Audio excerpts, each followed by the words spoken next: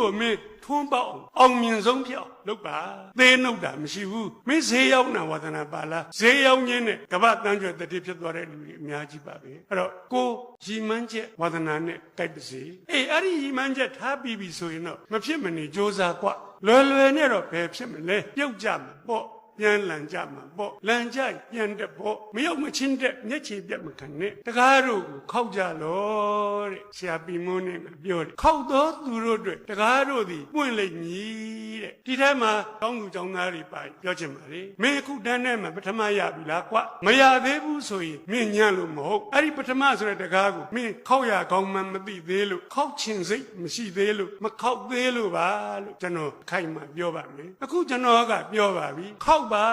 လို့ပြောပါပြီခောက်ရင်မင်းပွင့်လိမ့်မယ်ကွဧကံမုတ်ချပွင့်ပါစေမယ်ဗျာလွယ်လွယ်တော့ဘယ်ပွင့်မလဲမပွင့်မချင်းခောက်ရမှာပေါ့